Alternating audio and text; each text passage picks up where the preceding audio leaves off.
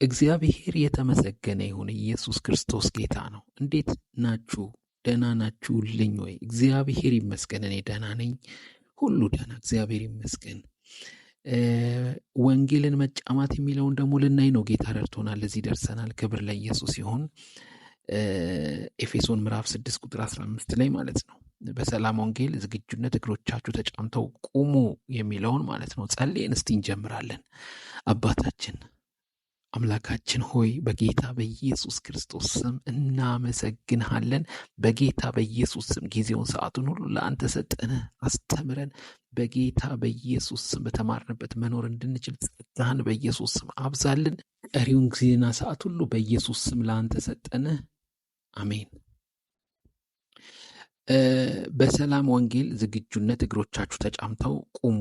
እንግዲህ የዲያብሎስን የተንኮል ስራ መቋቋም እንድንችል ሶስተኛው በሰላም ወንጌል ላይ ተጫምተው መቆም ነው። በሰላም ወንጌል ላይ ተጫምተው መቆም ማለት ከእግዚአብሔር ጋር ሰላምን ማድረግና በሱ ሰላም በመሞላት ሌሎችም ከእግዚአብሔር ጋር የነበረውን የጠብ ግድግዳ አስወግደው ሰላምን ከእግዚአብሔር ጋር እንዲያደርጉ የሰላምን መምጣት ማብሰር ለሰላም ህይወት መጣራት ነው። ሁለተኛ ቆሮንቶስ 5:18 ላይ እስከ 20 ባለው ክፍል ላይ ሰውን ከሰው ሰዎችን ከእግዚአብሔር ጋር ታረቁ ብለን የምንማልድ አምባሳደሮች እንደሆነን ይናገራል። እግዚአብሔር ይባርካቸው። ጌታ በኢየሱስ ስም ጸጋውን ሁሉ ነገር አትረፍርፎ ያብዛላቸው በኢየሱስ ክርስቶስ ስም። ጋሽ ሰለሞን ከበደ ወልደ ጻድቅ ገጽ 247 ላይ ነው ያለ ነው። እኛ ከጠላታችን ጋር ሰልፍ ለማድረግ የምንወጣው በእግዚአብሔር ሰላም ተሞልተንና ከሰዎች ጋር ሰላም ሆነን ማለትም ጥላቻን አስወግደን ያሉት ነገር በጣም ቆንጆ አድርገው ነው ያስቀመጡት። በእውነት እኔ ደስ ነው ያለኝ። ምክንያቱም አንድ ሰው ወንጌልን ሄዶ ለሰው ስለ እግዚአብሔር እሱ የሚያምነውን እምነት ለሌሎች ለማካፈል መጀመሪያ እሱ ማመን አለበት። የእሱ ማመን ደግሞ ወይ ደግሞ የእሷ ማመን የእኛ ማመን ደግሞ ሰላም ሳይኖረን እኛ ለሌሎች ሰላምን መናገር አንችልም። ሰው ፍቅር ሲኖረው ነው ፍቅር መስጠት የሚችለው። ሰው ገንዘብ ሲኖረው ነው ገንዘብ መስጠት የሚችለው። ሰው ደስታ ሲኖረው ነው ደስታ ማካፈል የሚችለው። ልክ እንደዚሁ ሁሉ ወንጌልን መጫማት አለባችሁ ተብለው መጫማት፣ ያው ጫማ ማድረግ ማለት ወደ ሌላ ቦታ መሄድ ነው። መቼስ ሰው ጫማ አድርግ ምናምን ሲባል ከቤቱ እንውጣ ለማለት እንደሆነው ሁሉ ልክ ጫማ የሚባል ነገር ካለ ልክ ይሄ ሰላም ለሌሎች የሚካፈል ነገር እንደሆነ ወንጌልን መጫማት፣ ይሄ በሰላም ወንጌል ነው ዝግጁነት እግሮቻችሁ ተጫምተው የሚለው ክፍል ከሰውና ከእግዚአብሔር ጋር ሰላም ሳይሆን አንድ ሰው ከሰይጣን ጋር ለመዋጋት ብንወጣ ኃይላችን እየኮሰመነ ይሆናል። ምክንያቱም ሰው እዚህ ጋር ውጊያን ከየት አመጣኸው ልትሉኝ ትችላለች። ከሰይጣን ጋር ምን ውጊያ አለ? ምክንያቱም ሰዎች በጨለማ ውስጥ በሰይጣን እስራት ውስጥ ያሉትን ተናጥቅን ለማውጣት መጀመሪያ እኛ ይህንን የሰላም ወንጌል መጫማት አለብን። ምክንያት እኛ ከሰው ጋር ተጣልተን ይቅር አለማለት ሰውን ይቅር ካላለን ሰይጣን በህይወታችን ስፍራ እንዲያገኝ እየፈቀድንለን። ምክንያቱም የእግዚአብሔር ቃል በኤፌሶን 4:26 ላይ ተቆጡ ይላል፣ ነገር ግን ኃጢአት አትስሩ ይላል። በቁጣችሁ ላይ ፀሐይ አይግባ፣ ለዲያብሎስ ስፍራ አትስጡት ነው የሚለው። አያችሁ፣ ለዲያብሎስ ሰው ስፍራ የሚሰጠው መቼ ነው? ቁጣ ወደ ምሬትነት እየተቀየረ ሲመጣ፣ ይቅር ማለት ሲከብደው፣ በውስጡ እየከበደበት ይመጣና በኋላ በጣም ለዲያብሎስ ስፍራ ይሰጣል ማለት ነው። ለሰይጣን እግር መቆሚያ ሰጥተን እሱን እንዋጋ ብንል አይሆንም። እሱን ስፍራ ማሳጣት የምንችለው ከሰው ጋር ሰላም ስንሆን፣ ከእግዚአብሔር ጋር ሰላም ስንሆን፣ እኛ ሰላም ስንሆን ለሌሎች ሰላምን ማድረስ እንችላለን።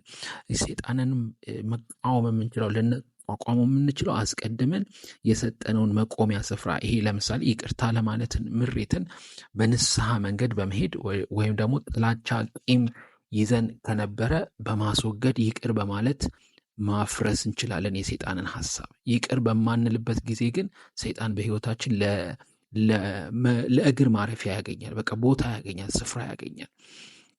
ይህንን ያገኘነውን የእግር ማረፊያ ደግሞ እሱ ሰይጣን እያሰፋው ይሄድና ግዛት ሊያደርገው ይፈልጋል ማለት ነው።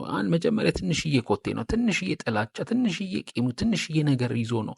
ሰላም ከሌለ ከባድ፣ ለሰይጣን ምቹ ሁኔታ ይመቻል፣ ለእኛ ግን ይከብዳል፣ ጥሩ አይደለም። ስለዚህ ቁጣ ውሎ ሲያድር ምን ይመጣል? ምሬት ሆኖ ወደ መንፈሳችን ዘልቆ እንዳይገባ መጠንቀቅ አለብን። ጥላቻ ወደ መንፈሳችን ዘልቆ ሲገባ ግን መራራ እንሆንና መንፈሳችን ይጨልማል ማለት ነው። ሰይጣን ደግሞ የጨለመ መንፈስ ማህበርተኛና ጋፋሪ ነው። አይታችሁ ከሆነ ሰው በጨለማ ውስጥ ያለ ሰው ስታናግሩት የሚጠላውን ሰው ይነግሯቸዋል። የጥላቻ ንግግር ካፋቸው ሲወጣ ታያላችሁ። ይሄ እኮ የጨለማ ውስጥ ያለ ሰው ነው። ይህን ታዲያ ለመናጠቅ እኛ እኮ ሰላም መሞላት አለብን ማለት ነው። በጨለማ መንፈስ ውስጥ ሰይጣን መግቢያ መውጫ ያገኛል። ለሰይጣን የሚመቸውም እኮ ቂም፣ ጥላቻ፣ ይሄ አሁን እያልን ሰላም የሌለው ነገር በሙሉ ምንድነው? ለሰይጣን ኢቭን እንኳን አንዳንድ ቦታዎች ላይ ሰዎች ሲጣሉ እኮ ለምሳሌ አንዳንድ ቤተሰቦች ጥል ከተፈጠረ ጠብና ክርክር፣ በቃ መደባደብ፣ መጣላት፣ ክፋት ያለበት ቦታ ለሰይጣን በጣም ይመቸዋል። ምክንያቱም ህብረትን ያደፈርሳላ። ሰላም ከደፈረሰ ሰይጣን እንደፈለገ በልጆችን በተለያየ አቅጣጫ እያደረገ ለመዋጋት ይሞክራል። ስለዚህ እኔና እናንተ ምንድን ነው ማድረግ ያለብን? እንዲህ አይነት ቤተሰብ ውስጥ ያለ ውጊያን ልክ በጸሎት ኃይል በክርስቶስ ኢየሱስ ስንሰብረው ያ መንፈስ አይመቸውም። እዛ ቤት የምንጸልይ ከሆነ ወደዛ ቤት አቅጣጫ እጃችንን ዘርግተን ሰላም የሌለበት ቤት ከጸለይን ያ ቤት በፍቅሩ እየተመለሰን። ምክንያቱም መንፈስ በአይን የሚታይ አይደለም። መንፈስ ግን በአይን የሚታይ ጠብና ክርክር በሰዎች ቤተሰብ ውስጥ፣ በሰዎች በሀገር ላይ በምናምን ይመጣልና በዚህን ደግሞ ልንቋቋመው የምንችለው መጀመሪያ እኛ ሰላም ስንሆን ነው። መጀመሪያ ከራሳችን ከሰዎች ጋር ከእግዚአብሔር ጋር ማለት ነው። ቀደም ብሎ ጌታ ያስተማረው ጸሎትም እንደዚህ ነው።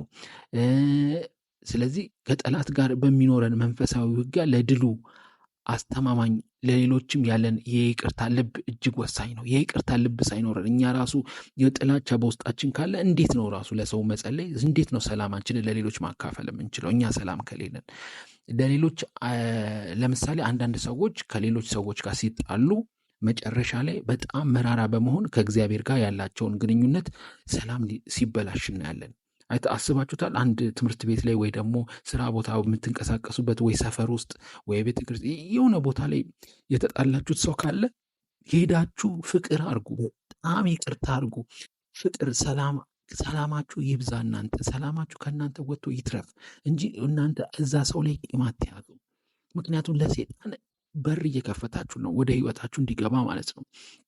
ምንም አይነት ቂም ከእግዚአብሔር ጋር ያለን ግንኙነት እንዴት ይበላሻል ብትሉኝ፣ እንዴት ነው? ከዛ ሰው ከተጣል እኔን እኮ በድሎኛል፣ እኔን እኮ አሳዝኖኛል ምናምን ብትሉ ምንም ምክንያት አያስፈልገውም። በቃ እንደውም ምን ያመጣል መሰል? ከእግዚአብሔር ጋር ራሱ ወደ ማጣላት የሚያደርሰው ምን ይመጣል መሰላችሁ? የዚህ ምክንያት በተማረሩ ሰው ላይ ለምን እግዚአብሔር አንድ ክፉ ነገር አያደርግም? እኛን በበደለን ሰው ላይ ለምን እግዚአብሔር አይፈርድበትም? እያልን በመጨረሻ እኛ የጠላነውን ሰው እግዚአብሔር እንዲቀጣለን እንፈልጋለን። ይሄ ደግሞ በጣም ትክክል የእግዚአብሔር ሰው መሆን አይደለም። እግዚአብሔር ደግሞ ያንን ሰው ሳይቀጣልን ሲቀር በቃ እኛን ወይ ደግሞ ክፉ የሚያደርገውን ሰው ሳይቀጣው ሲቀር በቃ ይሄ አንድ የኢትዮጵያ አባባል አለ፣ የጠላቴ ጠላት ወዳጄ ይባላል። ልክ ጠላቴን የሚወደደው ሰው ለእኔ ጠላቴ ነው እንደሚባለው ማለት ነው።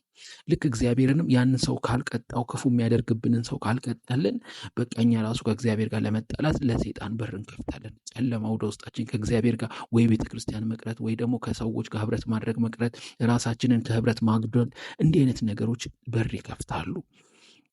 ያ ደግሞ ሰላም ማጣት ይመጣል፣ ህብረት ጋር መራቅ ሲጀመር ማለት ነው።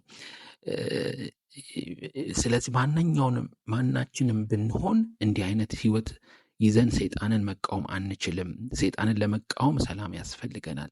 በጠላታችን ላይ አመርቂ ድል እንድናገኝ ጠላታችንን ሀሳቡን አንስተውም ተብሎ ስለተጻፈ ካስፈለገ አስፈላጊውን ቅድመ ሁኔታ ከእግዚአብሔር ጋር ሰላም ሆነን በሰላም መሞላትና እንደውም የበደሉን ካለ ክርስቶስን እኮ መምሰል ማለት ምን ማለት መሰላችሁ? ክርስቶስ መስቀል ላይ ሆኖ እኮ እየወጉት ያሉትን ይቅር በላቸው፣ የሚያደርጉትን አያውቁም። ምክንያቱም ውጊያችን ከስጋና ከደም ስላልሆነ ማለት ነው። ከእግዚአብሔር ጋር በቃ ወደ እግዚአብሔር ልንጸልይላቸው ምስኪኖች ናቸው፣ ነገ ተሰባሪዎች ናቸው ሰው ልጅ። ስለዚህ የበደለንም ካለ እግዚአብሔር ይቅር ይበለው እያለን በፍቅር ልብ መሞላት አለብን። ከሌሎች ሰዎች ጋር ያለን ግንኙነት በይቅርታ ማበጀትና ሰላምን መመስራት አለብን። ለዚህ ደግሞ ለሰይጣን ክፍተት ያጣል፣ ሰይጣን ይዋረዳል።